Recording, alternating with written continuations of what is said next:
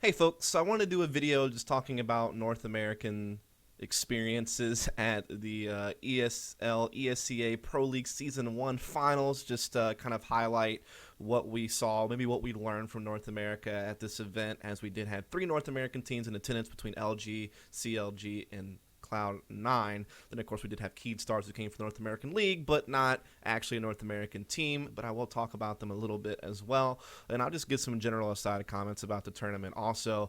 But basically, this video is going to be in two parts, but in one video. So basically, you're going to see a big jump cut probably in the middle of the video because I, watched all the group stage games today, and I wanted to kind of talk about it while it's still fresh in my mind.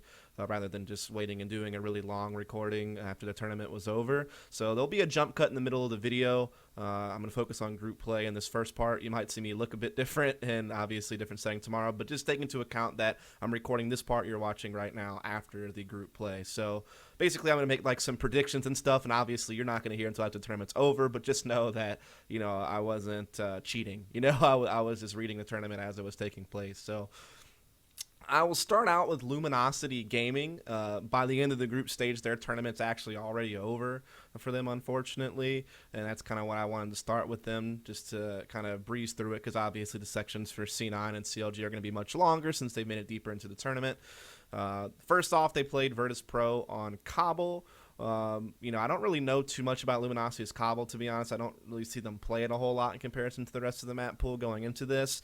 Knowing VP, they've had some struggles on Cobble. They've even lost to some like underdog teams like Mouse Sports and Cloud9 on the map at some previous events, though they've always demonstrated that they can play the T side quite well on the map regardless, and this was no different, and they're able to get 11 rounds on the T side. This even includes when they lost pistol, LG wins the pistol, then they get ecoed, so obviously that's always a train wreck when something like that's going to happen. So I mean, very typically you see big T sides on Cobble as well, and like I said, this was no different. VP get up 11-4.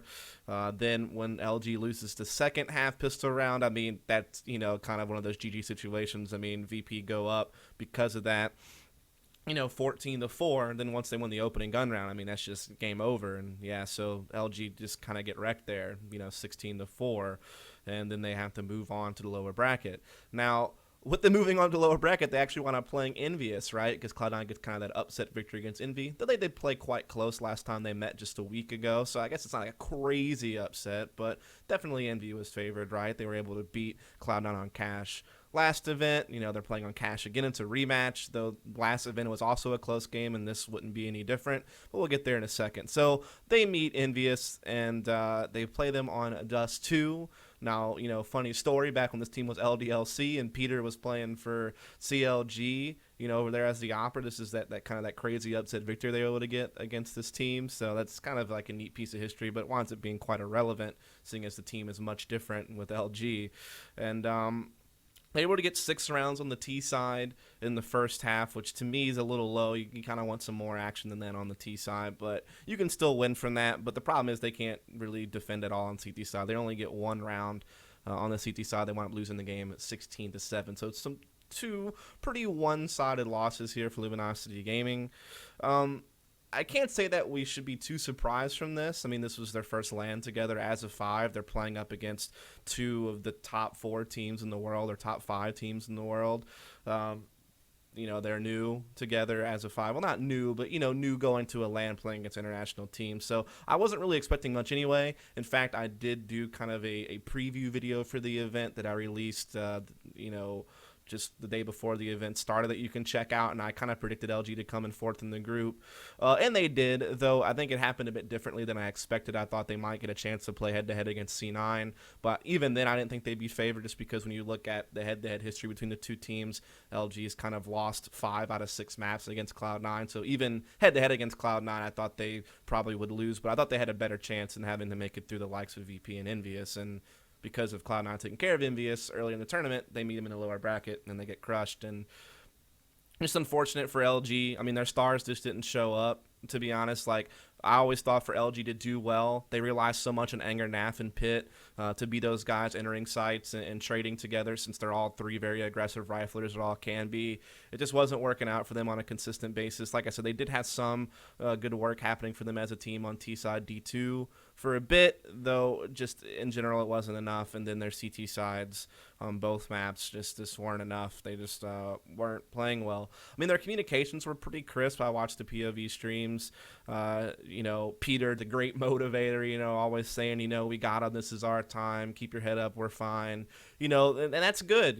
But I think a lot of the other team kind of just eventually blocks that out. I know Peter's trying to keep his team pumped up, but when you're losing and he keeps saying it's fine, but then you keep losing anyway, obviously that can kind of wear down on your mind. And you could definitely see or hear some of the players almost, and I wouldn't say they gave up, but you can definitely tell the discouragement that they felt. You could definitely kind of even see some of them get a little bit upset. I wouldn't say they rage on the microphone or something like that, but you could definitely just kind of hear it in their voice, or when there was such a lack of communications, whenever Peter's saying, it's okay, guys, we're fine, but he's the only voice that you're hearing. Everyone else is so quiet. You can just kind of tell they're mentally checked out of it at that point. I guess you can't really blame them when you're getting smashed that hard, or when you're losing a very one-sided game. That's going to happen.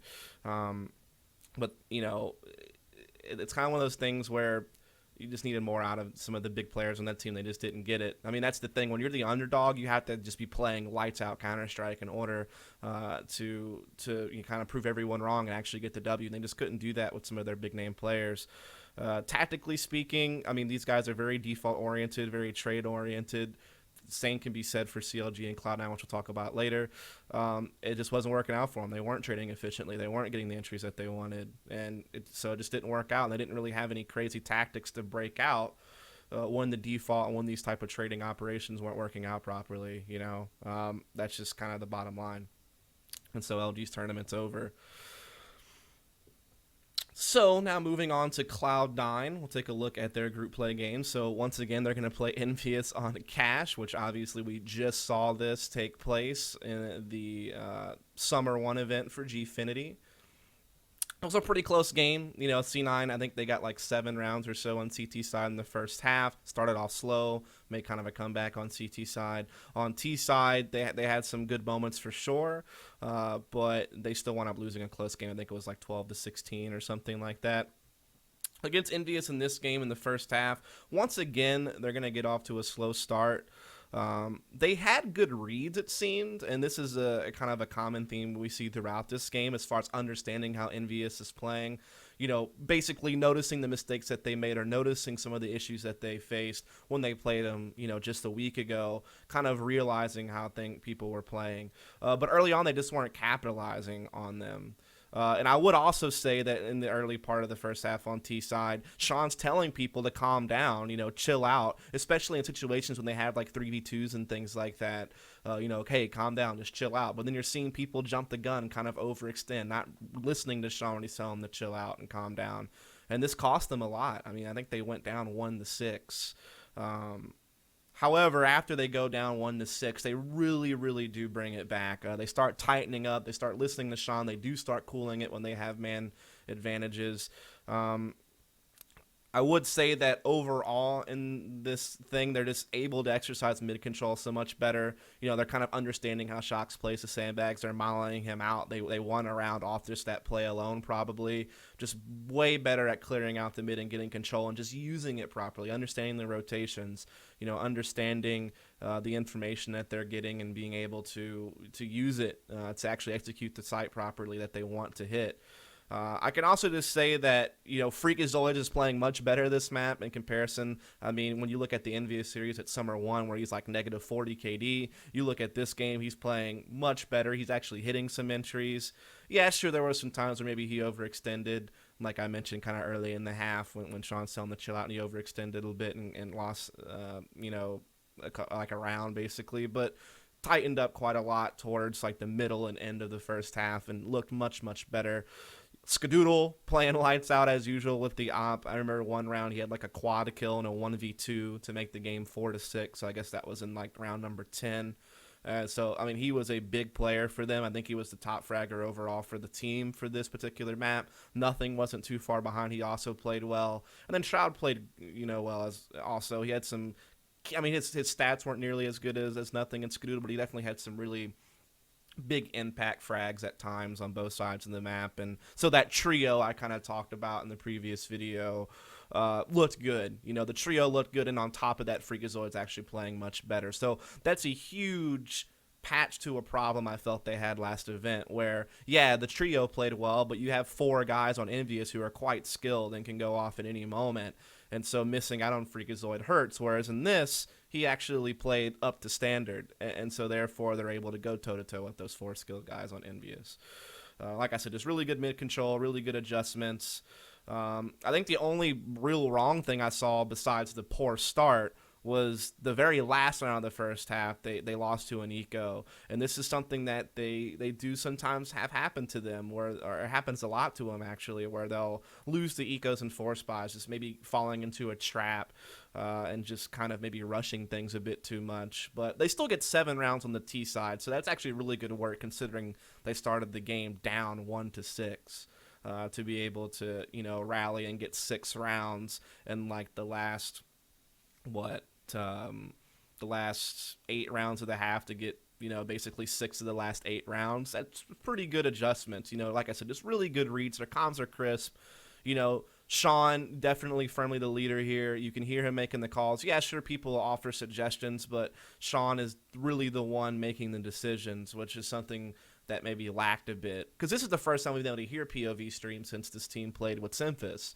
I think it was the last major or whatever when we saw them, lose to VP and Inferno in group play, and a lot of people were pointing to this when they had that close loss to TSM on Overpass.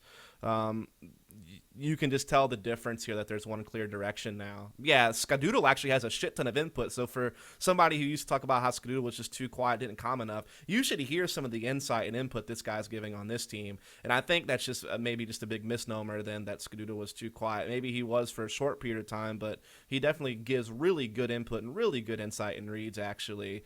And I was kind of wondering about that, like who would be that second voice to help Sean out? Because obviously you want him to be the clear leader, but who can help him? Obviously nothing gets his input too.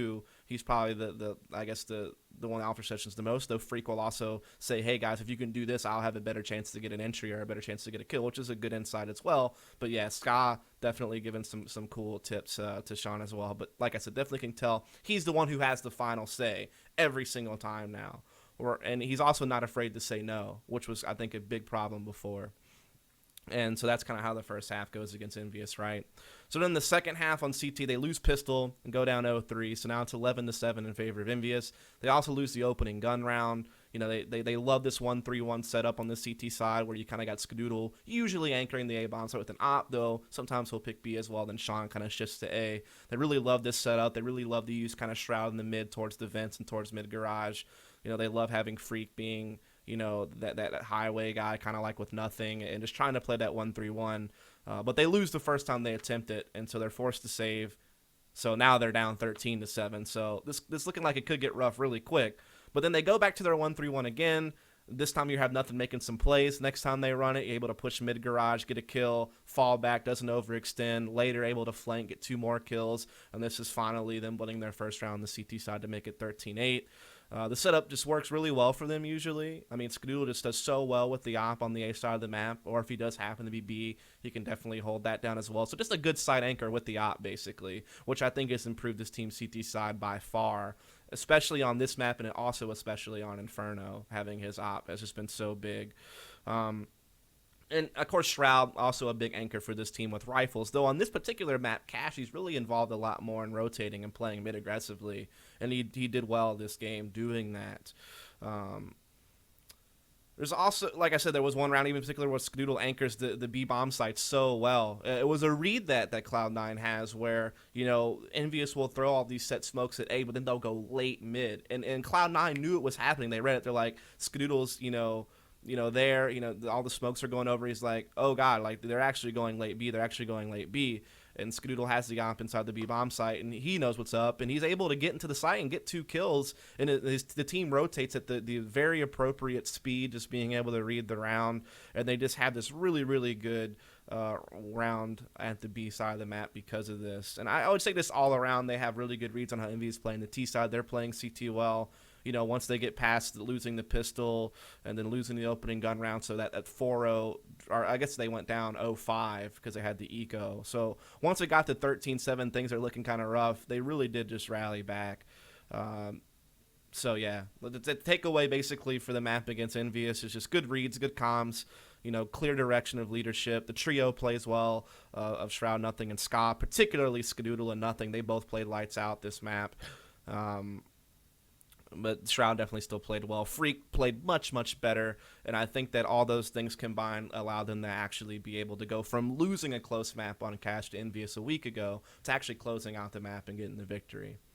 Now, when we look at their match against Overpass, or not against Overpass, on Overpass against Virtus Pro, they start on the T side here. They actually win pistol and go up 3-0, so this is a good start.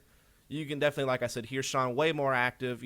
People are offering suggestions like, hey, we should do this. He's like, no, this is what I want to do, which is something he struggled to do in the past. And you could hear that very clearly in the comms on this game, which was refreshing. But now I want to pick out 2 rounds because obviously you all know that they lose this game against Virtus Pro and Overpass. And part of the reason is because they're only able to come up with 5 rounds on T side here on Overpass, which is still enough, I guess, if you can have a really big CT side to win. But especially how the rounds went, Cloud9 definitely should have more than 5 rounds. And I want to pick out 2 really key rounds here that I felt were big. And the first one was round number 7. So there are very many situations where they're playing their default. They really have like 2 big things they like to do on T-side Overpass. And one of them is their default, which is like kind of Nothing, Lurking B, Sean playing the stairs solo. Then the other 3, so that's, Shroud, Scoodle, Freak is like kind of work in the parks.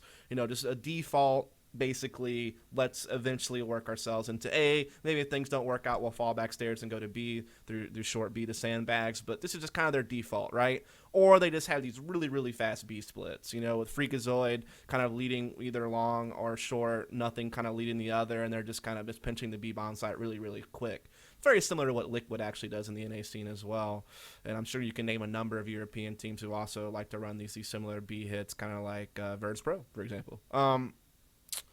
But round number 7 is one of these default A hits they tried to run, and they're trading in the site. It's getting pretty close, but then Nothing tries to force a plant when one of the players from BP actually pushed a smoke bank that was thrown and got a kill, and he actually pushed into the upper park. And Nothing, knowing this guy is upper park because he's heard the call that the dude rushed through bank, rushed through the smoke. And I think even on Nothing's screen, he saw this guy. Maybe he was partially blind. Maybe he didn't quite see it. Actually rushing the upper park. Yet he still tries to force a plant for bathrooms, which is easily spotted from this dude upper park. And it was just one of those situations where I think you just can't go for the plant there. Like, there's still plenty of time left on the clock. Just try to keep playing the trade. Try to get that guy. Try to get in the situation where you can guarantee yourself a bomb plant. And I felt like he just kind of jumped the gun a bit. And this was just a small mistake when they actually were getting entries on the site for him just to kind of maybe go for the plan a bit too early. And this causes him to lose a round, obviously. Round 13 is another huge round for them. This is once again Cloud9 losing on an eco. So reflect back to that last round on T-side against Envious on Cash. They lost an eco. It happens to him again. This happens to him so often, it seems like. And this was big here because the problem was they even knew it was an eco. They called it like, dude, it's an eco, let's fall back. But then somehow another Freakazoid gets left alone with the bomb in the playground because he actually doesn't fall back like the rest of the team starts to do. And so he dies, and so the bomb's down in park, and now these other 4 guys who are trying to fall back, all of a sudden they're forced to have to make a play for the bomb down in the playground. And after the round's over, Freakazoid kind of argues, hey, man, you guys should just stay with me. You called default. Let's just run our default. If people were with me, we easily get those frags. We easily trade them out, instead of me being left by myself to die with the bomb. However, everyone else on the team is like, no, dude, we called the fall back. You should have fell back. You should have listened. And honestly, yeah, even if Freakazoid's right that they could have won the round if people would have stayed with them and traded, you just got to listen just so your team stays on the same page. Like, sometimes you have to sacrifice what you think is right in order to stay on the same page with the rest of your team. And that's what's going to win you rounds, being on the same page more often than you being right about something but still getting stuck by yourself or still being stuck in an awkward situation because the rest of your team's not on the same page as you are. And I think this was just a big mistake. It's an example of sometimes where Freak can kind of overextend or not listen or try to make a play. And he got caught here. And this was another big mistake round. So these are 2 rounds that Cloud9 definitely should have won, could have won, yet they didn't because one of their players, jumped the gun, basically. And so now you can already see they could have went from 5 rounds to 7 rounds just off these 2 mistakes alone. Now, I will say this, though, like, those 2 mistakes aside, so that's 2 rounds out of 15 played in the half. The other 13 rounds, I thought they actually generally played pretty decent. I mean, They ran their typical tactics. So many rounds came down to these close 2v2 or 1v1 type situations with a post plant. It's just VP were winning all these clutches. They were retaking really, really well. And so it wasn't a whole lot of big mistakes. It was, like I said, maybe 2 rounds out of the 15 where I felt they made some key mistakes that could have went from 5 rounds to 7 rounds. Yes, surely. But I think overall they just lost a lot of close round situations, which were quite unfortunate. So they lose to half 5-10. Definitely could have had at least 7 rounds, if not 8 or so, if they actually could have capitalized on some of these other close 1v1 situations. So then going over to the CT side, they lose pistol and they go down 5-13. They're able to trade themselves into a 6-14 situation, and eventually they're able to get up to 10 rounds before losing the game. So I thought overall their CT side was, pretty okay. I mean, I just think that when they lose pistol and VP's up 13-5, and then they trade you into a 14-6 situation, they're only 2 rounds from winning the game at that point. Like, you have to be perfect on CT side at that point to be able to make the comeback.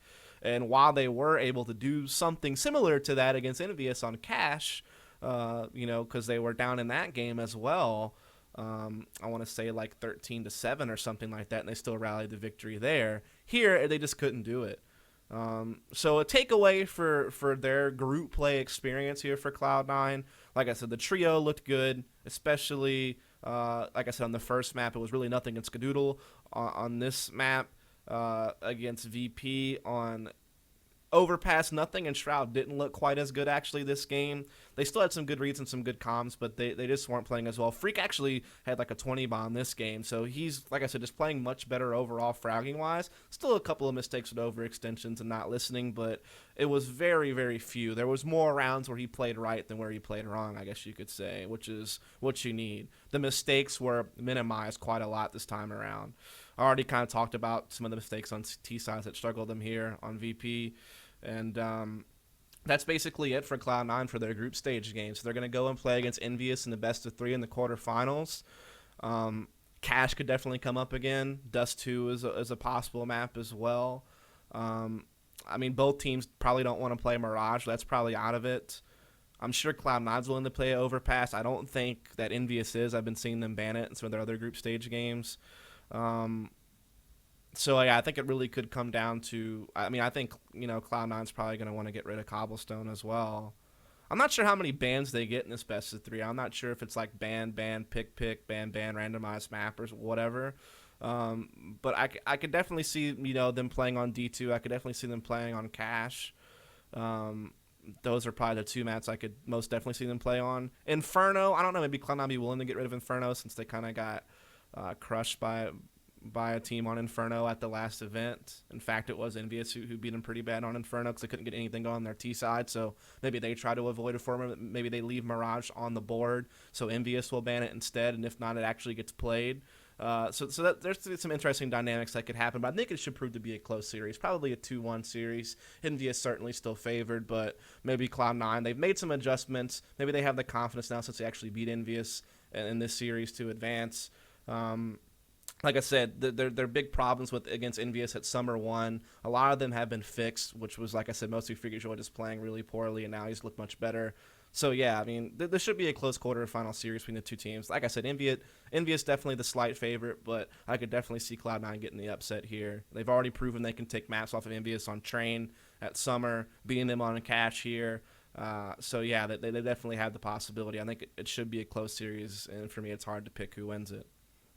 Now, let's talk about CLG, because this was the biggest surprise of the group stage, right? They play against Fnatic on Mirage first. On the first half on the T side, they were actually, once again, a slow start. They were down 1-6. This happens to the NA teams in most of these maps. However, then they come right back. They win a couple. They get it 3-6. This is on their T side.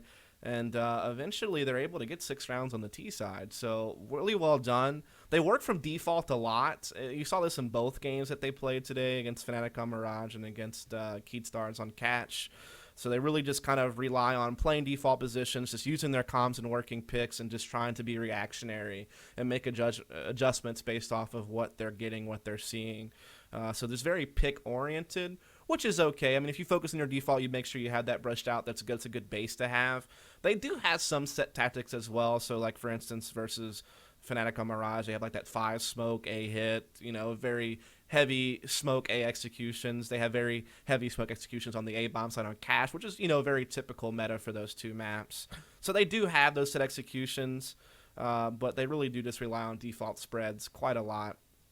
And I will also say that just kind of watching them play, their roles don't seem super set. Like at times I see Hayes lurking, sometimes I see him entering. Same with Tarek. Sometimes I see him entering, sometimes I see him lurking. And that kind of bothers me a little bit, but I guess if it's like tactic or map based positioning rather than clearly defined roles throughout the entire map pool, I guess that still works. And there's definitely some other teams like Fnatic themselves who will sometimes send Olaf on solo missions, or sometimes have him part of the pack of the execution depending on the tactic. So I mean, I know players can be situationally placed, but that did just kind of something I've noticed in some of their games here. I can definitely tell if they had some really good reads, like they knew how Fnatic was playing, and I think Finesse even mentioned this in an interview after the game was over. In this particular game, really good exercising mid-control on the T side to rally back. Hayes also just played really damn well, so does JDM. When you go into the second half on the CT side, they actually able to win pistols, so they 3-0 themselves into a 9-9 game. And then from here, like I said, they just have really good reads on how Fnatic's playing. They know Fnatic likes to do that mid-control. They know they love to do that mid-round B hits.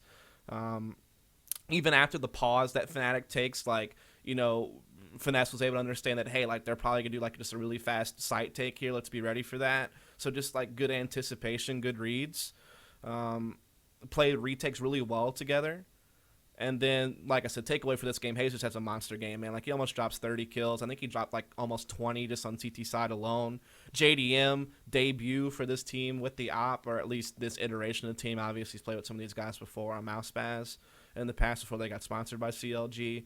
This is his debut on LAN with this team. Looked good. I mean, he was the second-place fragger on the team, 22 kills overall on the map. Op looked pretty good. And then here you have it, CLG putting around a huge, huge upset.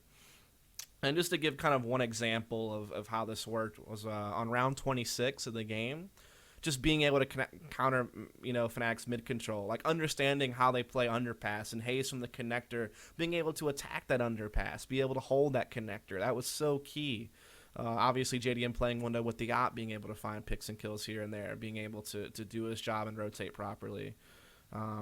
Just good game overall. I actually watched the Keyed Stars cash game first before I watched the Fnatic games. I had to watch the VOD. So a lot of the points I want to make about their communication and stuff like that's going to be in this discussion of their Keyed Stars cash games. I know you're like, what about their comms and stuff like that against Fnatic? A lot of the things that have to do with their comms will come into this description of their game against Keyed Stars. So, against Keyed Stars on cash, I just kind of noticed that a lot of the times they were making really, really fast decisions, even with a lot of time left. I get sometimes they're trying to capitalize on rotations, but sometimes it just seemed a little bit too rushed. For example, there was one round where they said, hey, there's 2B. It's like a 4v4 situation. Hey, I spot 2B. And there's still a pretty good time left on the clock, but because 2 were spotted B, they're like, all right, let's just go A right now. So just... I guess that's good, though. Being decisive instead of hesitant can sometimes be good, especially if you're just looking to play trading games. So that's good, but their read was actually a bit off because there's actually only one B, then there was one playing Z, and then 2A. So they actually, I guess, went to the more unfavored site in this particular situation. So maybe, just manipulating the rotations a little bit more and reacting a bit better off of information rather than just hard deciding on one thing immediately. I guess there's like a fine line between being too hesitant and being too decisive in situations like this. And I think maybe they just lean a little bit too decisive when they could maybe just try to make some better plays off the rotations and stuff like that, give themselves even more of an advantage before they dedicate to a site. When it comes to their communications, all right, so I'm going to start off just with their T-side communications.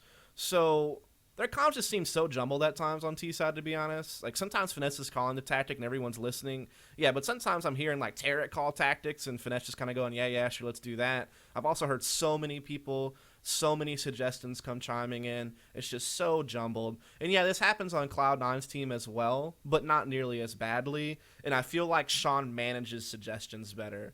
When he's getting input from his team, I just feel like he manages it better, whereas Finesse doesn't seem to manage it as well. And also mid-round, like when you need to make those decisions with the communications and stuff, I feel like sometimes he's not as controlling as he needs to be. Just sometimes. I mean, there's definitely a lot of positive notes for this team. Obviously, they're in the semifinals. They upset Fnatic and Keed Stars to make it straight to the semi, so they're obviously doing something right. But just maybe patch up the communications a little bit here. Patch up some of this, using the clock maybe a bit more appropriately. Sorry about that. Once again here, like I said, very default oriented, just like they were against Fnatic on Mirage. They do a lot of mid control on T side, which I like particularly. And then from there, they're just reacting. So, actually, tactically speaking, pretty good overall. Like I said, I know I complained maybe about being too decisive on some reads, but overall they played well. It's just like one time they do mid control, then they just so decisive on an A hit, they actually run into a site stack, and then they lose the round because of it. But actually had the wrong read because they thought they lost the round because they got flanked from B, but in reality they just ran into a stack site, and that's why they lost the round. So that's where sometimes maybe the over decisiveness got them a little bit. But overall, that they played a good T side. Just really good at trading whenever they actually did commit to an actual execute, which is key. Tarek played well, had some big entries. Once again, Hayes is also making some big plays. So overall, so far this tournament, Hayes is playing quite well. So is JDM and Tarek. Cutler obviously playing pretty consistent. Now on their CT side, because this is where they really kind of won the game, to be honest, just having a really big CT side, is their comms actually are quite good on CT side. Like, even though I know most people will say they're jumbled and chaotic, for some reason that chaos works for them. I think Cutler even said on the desk in an interview that it just works for them for whatever reason, And so here, it works well for them. Their retake communications were always on point, always knowing who was going to throw a flash when and where, understanding when to peak on their timings and things like that. So they just seemed on point. And obviously Cutler was just playing absolutely out of his mind on this CT side in this game. Had some big plays at mid with some multi-frag rounds. He had a crazy retake on B in a 2v4 where he got a quad kill on the round, and they were retaking the B, like I said, on a 2v4 and made a big play there. So yeah, I mean, they're actually a really good CT team from what I can tell. Like the way they move around, the way they rotate, the way they read things, the way they communicate, it's actually pretty good on the CT side. I think their T side could use a little bit more work on their tactics and their communication there, and being just like having a clear direction. But their CT sides look pretty crisp. They actually look more coordinated on CT side than the T side, I guess, just from watching their games. Maybe they're not very tactics based; they're just very default strat based. But they work well on trading frags, and that can sometimes be enough, right? So they actually moved down to the semifinals with the upset over Fnatic. That's pretty crazy stuff, to be honest. Didn't expect this. I mean, in the preview I did and in some articles and vlogs I've done about TLG before this event, I've talked about their issues with inconsistency. I questioned whether or not the boot camp living together was going to help, but it looks like it has, right? It looks like Steele's influence as a coach probably helped. I even heard Hayes specifically mention Steele's lessons a couple of times in the Fnatic game. So apparently Steele has had some type of impact as a coach for this team. And while they've had struggles with inconsistency in the past, they're able to play a pretty damn consistent group play this tournament so far. So let's see if they can keep it up, though, once they play the semifinals matchup and see them in a best-of-3 series and see how they do there. Can they stay consistent? Can Tarek keep playing hot? Hayes is having one of the best tournaments I've seen him play ever. Can he keep it up? JDM so far his land debut with the op and international play. Since, kind of going on break for a long time and coming back, it's looked good so far. So let's see if they can keep it up, right? That's kind of the big thing. Now, let's just do some general takeaways from the group play so far this tournament. TSM's already gone, even though they took first place in the last 3 lands they played. Of course, they lost to Fnatic in a really close best-of-1 on Overpass 16-14 game. But then they did have that loss against Keed Stars on Inferno, which I thought was really surprising because TSM's actually had a pretty damn good track record on Inferno this year on LAN. Before this game they just played against Keed Stars, I think they were 11 for 14 on the map, and this includes beating some of the best teams on Inferno, like Fnatic, like Virtus Pro. So I know they had like a big loss to NiP on Inferno in the finals of, I think, either Face It or Fragbite Masters. So we know they can lose it, but overall they usually play Inferno quite well. So I know they got off to like a really slow start against Keed. Keed was able to get a huge start on T side in the first half of Inferno. TSM recovers pretty well to kind of win out the last 8 or so rounds on the CT side of the first half, but it just seemed like that slow start got to them too hard, and then they couldn't have a good enough T side to recover in the second half. And I know Keedstar, most people know them as being kind of a one-hit wonder on Mirage, but they're, as Moses mentioned, their overpass is quite good. Watching them play it in the NA scene, they've looked good on it. And obviously Inferno is a map that they've been able to use in the NA scene, as well as in the Katowice qualifiers. They had a big Inferno game in that tournament. So we know that they've been working on Inferno, working on increasing their map pool. And this is another big Inferno win for Keedstars to prove that they are a bit more dynamic in the map pool. But yeah, it sucks to see TSM go out so early when they are like a top 3 team in the world, and they have all these first place finishes recently, and then to go out at 7th, 8th place already, that's kind of tough. And I don't really necessarily agree with BO1s in this situation. I mean, these teams had to play 22 best of ones to qualify for this event, and then to see teams go out in a best of 1 group play. I mean, God, just 2 best of ones and you're out when it took you 22 best of ones to earn a spot. That's a little bit tough, and you know, like I think a lot of tournaments are still doing best of 1 group play. GSL format seems to be a bit more favored now, which is an improvement to just a normal best of 1 group play. And then maybe I'm being a bit hypocritical because I think Sivo Land's going to do a similar format, but even then I don't necessarily agree with the format very much. So yeah, that's just kind of tough to see that happen. But at the same time, TSM really probably should be able to take care of business against Keystars on Inferno, and then this wouldn't have happened to him. But yeah, it's still rough. Same thing with Fnatic, right? Like taking an upset loss on Mirage when they're so good on Mirage, and they've been able to beat CLG on Mirage 3 times prior to this event between like ClutchCon and X Games Aspen. And I think, trying to think what other time they've beat him on Mirage. I know they've beaten him 3 times prior to this. Of course, before they picked up JDM. But still, you know, you expect Fnatic to be able to win Mirage against CLG, and they didn't. But they finally conquered TSM in the quarterfinals of the event, so that's good. Thumbs up there, right? So that's like their biggest kryptonite, now already out of the tournament. So this has to set up Fnatic pretty good to be a favorite to actually make the finals and probably win this tournament, unless they, you know, suffer a hiccup like they did against CLG on Mirage. But yeah, we'll have to see. I already kind of mentioned we're going to get this, you know, their best of 3 between Envious and Cloud9 in the quarterfinals, so a rematch from the summer event from Gfinity. So this will be cool to see how this plays out. I think it could be a close and really interesting series. Envious, yeah, the slight favorite, but, you know, Cloud9, they're patching up some of those mistakes that they suffered against Envious last time they played at BO3, so they could definitely have a chance here, I think, especially if they can play as well as they played, you know, in the group stages against them with Cash, and I think they could play Cash again, so we'll see. Keystars plays Fnatic in the other quarterfinals match, and I think, you know, Fnatic definitely favored to win that. It's hard to see matches where Keed can take wins over Fnatic. You know, they rely on their Mirage and their Inferno and Overpass. Maybe if they can get Fnatic on Overpass, they can get a map victory there. But when it comes to maps, there are other strong maps like Inferno, like Mirage. You kind of have to give an edge to Fnatic. I mean, you have to. Though, Keed did beat Fnatic on Mirage at ClutchCon in January of this year, so... And we did see Fnatic just lose Mirage to CLG. So, I mean, you know, maybe there's still a chance there for Keed, but I think you definitely gotta give Fnatic the nod here. And like I said, with TSM out of the way, their big kryptonite out of the way, and Titan not being there, another team that's been able to take maps off of them, I think you gotta give them some good chances here to actually get the tournament victory, or at least make the final. Virtus.pro and CLG straight to the semifinals. I guess VP not too surprising to make it straight to the semis. I mean, the wins they got, I expect them to beat LG. They didn't even have to play Envious. They got to play C9. They got another win there. A lot of mistakes from C9 obvious in this game, but I don't think it's too crazy surprising VP makes it. CLG straight to the semis is definitely a huge surprise. You know, you've known what I've said about them in previous vlogs and articles I've written, so this definitely shocked me that they played this well. Let's see if they can keep it up. And also, just to address like some controversy, just to put my take on it. I know there's people talking about this whole flash trick where, you know, flashes are thrown and players can look at players' faces and see if their screens go white.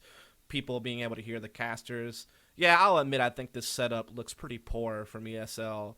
I think the boosts that Gfinity uses and these other situations are much better. The desk like bent like a U in ESL, and I've seen so many situations where like one player's keyboard is like on another player's mouse pad, so it seems like they should even struggle to have enough room. You got to be able to minimize the ability to hear casters a lot more, and being able to do stupid tricks like seeing flashes on people's faces. You can't fault the players for that, but it's just, I don't know, like you gotta find some way to avoid that. Maybe just put some type of divider between the two desks or something so they can't stare at each other. um I don't know, just the setup definitely hurts, but I will tell you that hearing casters and things like that is an issue that almost every single LAN faces to a degree, because anytime you have teams on the stage, no matter whether you put them in a booth or whether you give them noise canceling headphones, white noise headphones, whatever, there's always going to be the ability to hear faint noises, especially when it's really quiet because it's like a clutch situation and everyone's kind of holding their breath. It's just you're always going to be able to do that. It's so hard to completely eliminate. Like the only way you really could is if the teams were in a separate room from the speakers, because it's like a live crowd, and that takes away from being able to see player reactions and things like that, which fans really love to see. So it's like one of those things that's really hard to debate either way how you should do it. So I can't fault them too hard for that, but I just think that it's kind of hard to call players scummy or not scummy off of doing something like that.